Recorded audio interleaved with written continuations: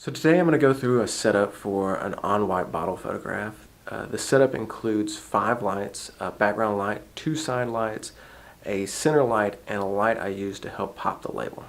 The bottle I'm going to be shooting is extremely shiny, so I have to go through a lot of extra steps to avoid any unwanted reflections in the label and the cap.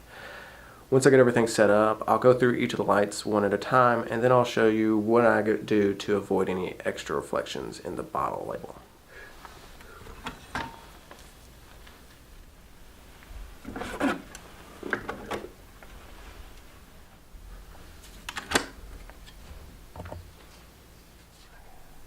So it's taken me about 20 images to dial everything in, but this is where I'm at. This is the main image, but I've also created a second image that I'll use to create a mask for the text. That way in Photoshop I don't have to work around all the text.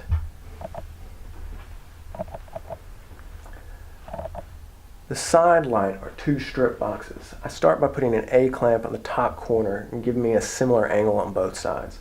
Also add a piece of foam board at the very bottom to preventing light leaking underneath the diffusion panel. Between the diffusion panel and the strip box, I create a nice gradiated light on the side of the bottle. The background light is super simple. Barn doors with a piece of diffusion and a diffusion panel in front of that. On the back edge of the side panels, I also add 2 pieces of foam cord. This gives me a nice crisp edge on the back of the bottle.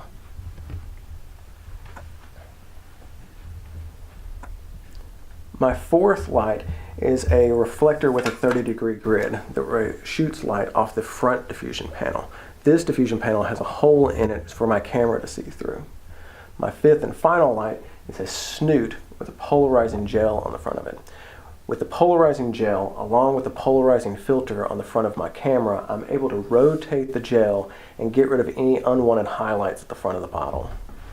The last thing I do to avoid any unwanted reflections is I shoot at a really low angle, looking up at the bottle. If I were to raise the diffusion panel in the front just a little bit, you'd start seeing a black line show up at the front of the bottle. It's really something I want to avoid. This video is really just intended to be a quick look at how I do this particular shot. I'm going to make a second video that involves all the retouching, including making the masks, doing the cutout, and making the reflection of the bottle. Look for that one pretty soon.